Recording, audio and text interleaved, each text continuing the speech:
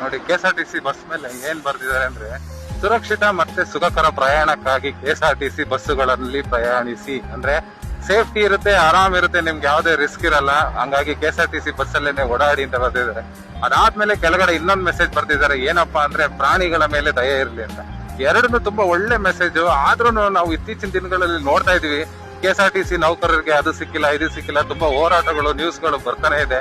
ತುಂಬಾ ವರ್ಷಗಳಿಂದ ಬರ್ತಾ ಇದೆ, ಆದ್ರೂ ಆ ಸಮಸ್ಯೆಗಳೆಲ್ಲ ಬಗೆಹರಿದಿಲ್ಲ. ಇದನ್ನೆಲ್ಲ ನೋಡ್ತಾ ಇದ್ರೆ ನೀವು ಒಂದ್ಸರಿ ಇಮ್ಯಾಜಿನ್ ಮಾಡಿ, KSRTC ಬಸ್ ಕಂಡಕ್ಟರ್ ಅವರೆಲ್ಲ ಎಷ್ಟು ಕಷ್ಟ ಪಡ್ತಾರೆ ಅಂದ್ರೆ.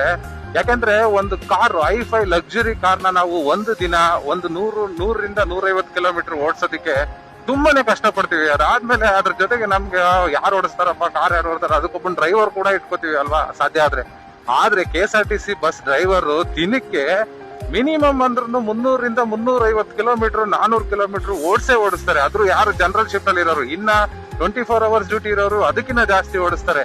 ಆದ್ರೆ 300ರಿಂದ 350 ಕಿಲೋಮೀಟರ್ ಮಿನಿಮಮ್ ಅಷ್ಟು ಕಿಲೋಮೀಟರ್ ನ KSRTC ಬಸ್ ಓಡಿಸೋದಂದ್ರೆ ತುಂಬಾ ಸುಲಭದ ಮಾತಲ್ಲ ಅದು. ಯಾಕೆಂದ್ರೆ ತುಂಬಾನೇ ಕಷ್ಟ ಇರುತ್ತೆ. ಯಾಕೆಂದ್ರೆ ಅವ್ರು ಬರೀ ಹೈವೇಲೇನೆ ಓಡಾಡಲ್ಲ, ಹಳ್ಳಿ ರೋಡು, ನಾವು ನಿಜವಾಗ್ಲೂ ನೋಡಿರಲ್ಲ ಅಂತಂತ ರೋಡಲ್ಲೆಲ್ಲ ಬಸ್ ನ ಓಡಿಸ್ತಾರೆ. ಅವ್ರ ಕಷ್ಟ ಎಷ್ಟಿರುತ್ತೆ ಅಂದ್ರೆ ಅದು ಅವ್ರಿಗೆ ಮಾತ್ರ ಗೊತ್ತು.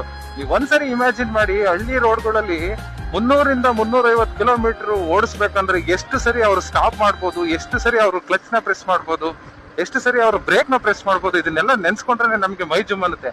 ಅದು ಒಂದಿನದ್ದಲ್ಲ, ಯಾಕಂದ್ರೆ 365 ಡೇಸ್ ವರ್ಷ ಪೂರ್ತಿ ಅವ್ರು ಅದನ್ನೇ ಮಾಡ್ಬೇಕು. ನಾವಾದ್ರೆ ಯಾವಾಗೋ ಒಂದ್ಸರಿ ಟ್ರಿಪ್ ಹೋಗ್ತೀವಿ, ಯಾವಾಗೋ ಒಂದ್ಸರಿ ಲಾಂಗ್ ರೈಡ್ ಹೋಗ್ತೀವಿ, ಆಮೇಲೆ ಆರಾಮಾಗಿರ್ತೀವಿ. ಬಟ್ KSRTC ಅವ್ರದ್ದು ಹೆಂಗೆ ಅಂದ್ರೆ ಕಂಟಿನ್ಯೂಸ್ 365 ಡೇಸ್ ಅವ್ರು ರಿಟೈರ್ಡ್ ಆಗೋವರೆಗೂ ಬರೀ ಡ್ರೈವಿಂಗ್ ಕೆಲಸನೇ. ಅವ್ರ ಕೈಲಿ ಯಾವತ್ತು ಸ್ಟೇರಿಂಗ್ ಇರುತ್ತೆ. ಮಿನಿಮಮ್ ದಿನಕ್ಕೆ 8ರಿಂದ 10 ಅವರ್ಸ್ ಸ್ಟೇರಿಂಗ್ ಇರುತ್ತೆ. ನೋಡಿ, ಅವ್ರ ಲೈಫ್ ನ ಒಂದು ದಿನದಲ್ಲಿ 8ರಿಂದ 9 ಗಂಟೆ ನಾವು ಬಸ್ಸಲ್ಲೇ ಕಳೆಯುವಂತ ನೌಕರರು ಅವರು. ಇದನ್ನೆಲ್ಲ ಹೋರಾಟ, ಇದು ಅವ್ರಿಗೆ ಅದು ಕೊಟ್ಟಿಲ್ಲ, ಇದು ಕೊಟ್ಟಿಲ್ಲ, ಇದನ್ನೆಲ್ಲ ನೋಡ್ತಾ ಇದ್ರೆ ನಿಜವಾಗ್ಲೂ ನಾವು ದೇವರಲ್ಲಿ ಪ್ರಾರ್ಥನೆ ಮಾಡ್ಕೋಬೇಕು, ಅವ್ರಿಗೂ ಒಳ್ಳೆ ದಿನಗಳು ಬರ್ಲಿ, ಅವ್ರಿಗೆ ಬೇಕಾಗಿದ್ದೆಲ್ಲ ಸಿಗ್ಲಿ. ಯಾಕಂದ್ರೆ ಅವ್ರದ್ದು ಒಂದು ಫ್ಯಾಮಿಲಿ, ಅವ್ರದ್ದು ಒಂದು ಲೈಫ್ ಇದೆ. ಅಷ್ಟು ಕಷ್ಟ ಪಡ್ತಾರೆ. ನಮ್ಮನ್ನ ಒಂದು ಜಾಗದಿಂದ ಇನ್ನೊಂದು ಜಾಗಕ್ಕೆ ಕರ್ಕೊಂಡು ಹೋಗ್ತಾರೆ. ಸಾವಿರಾರು ಜನನ್ನ ಅವ್ರು ಎಲ್ಲೆಲ್ಲಿ ಹೋಗ್ಬೇಕು ಅವ್ರು ತಲುಪ್ತಾರೆ. ಅಂತದ್ರಲ್ಲಿ ಅವರಿಗೆ ಏನ್ ಸಿಗ್ಬೇಕು ಅದು ಸಿಗ್ಲೇಬೇಕು ಅಂತ ನಾನು ಇವತ್ತಿನ ದಿನ ಈ ಬಸ್ ನೋಡಿದ್ಮೇಲೆ ನನಗೆ ಆ ವಿಡಿಯೋ ಮಾಡ್ಬೇಕು ಅನಿಸ್ತು. ಹಂಗಾಗಿ ಆ ವಿಡಿಯೋ ಮಾಡ್ತಾ ಇದ್ದೀನಿ.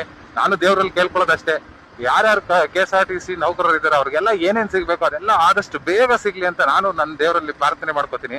ನೀವು ಮಾಡ್ಕೊಳ್ಳಿ. ಯಾರಾದ್ರೂ ನಿಮ್ಮ ಫ್ರೆಂಡ್, ನಿಮ್ಮ ಅಣ್ಣ, ತಮ್ಮ, ಅಪ್ಪ ಯಾರಾದ್ರೂ KSRTC ಅಲ್ಲಿ ನಿಜವಾಗ್ಲೂ ಅವ್ರು ಕೆಲಸ ಮಾಡ್ತಾ ಇದ್ರೆ ನಿಜವಾಗ್ಲೂ ಅವ್ರಿಗೊಂದು ದೊಡ್ಡ ನಮಸ್ಕಾರ, ಹ್ಯಾಟ್ಸ್ ಆಫ್ ಅಂತ ಹೇಳ್ತಾ ಅವ್ರಿಗೆ ಈ ಮೆಸೇಜ್ ನ ಫಾರ್ವರ್ಡ್ ಮಾಡಿ. Thank you.